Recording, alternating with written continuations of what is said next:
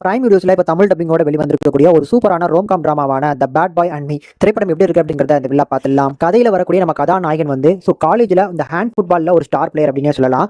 அப்படிப்பட்ட நம்ம ஸ்கூலுக்கு வந்து பாத்தீங்கன்னா நம்ம ஹீரோயின் புதுசா ஜாயின் பண்ண வந்திருக்காங்க. ஹீரோக்கு வந்து பாத்தீங்கன்னா அந்த காலேஜ் ஃபுல்லா வந்து பாத்தீங்கன்னா நிறைய பொண்ணுங்க ரூட் விடுறாங்க. அவ்வளவு வந்து ஃபேமஸ்.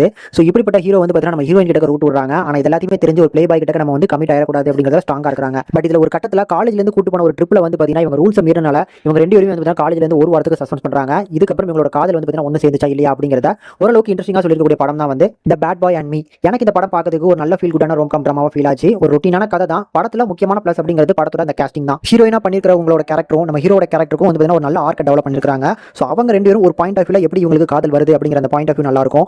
அதுக்கப்புறம் வரக்கூடிய பிரச்சனைகளை இவங்க எப்படி கையாளுறாங்க அப்படிங்கிறது நல்லா இருந்துச்சு. டியூரேஷன் வைஸும் வந்து பாத்தீங்கன்னா ஒரு 1.5 மணி நேரத்துக்குள்ள இருக்கக்கூடிய ஒரு படம் தான். ஒரு நல்ல ஒரு ரோம்காம் டிராமா. ஆனா ஒரு ரொட்டீனான கதையை பார்க்குற மாதிரியான ஒரு ஃபீல் கிடைக்கும் அப்படிங்கிறதால நீங்களே யோசிச்சு அதுக்கேற்ற மாதிரி பிளான் பண்ணி பார்த்துக்கோங்க. படத்துல பெருசா வந்து அடல் கண்டெல்லாம் கிடையாது. ஒரு சில லிப்லாக் மட்டும் தான் இருக்கு. அதுக்கேற்ற மாதிரி பிளான் பண்ணி பார்த்துக்கோங்க. தமிழ் டப்பிங்கோட அருமையா வந்திருக்கு. பிரைம் வீடியோஸ்ல இருக்குங்க.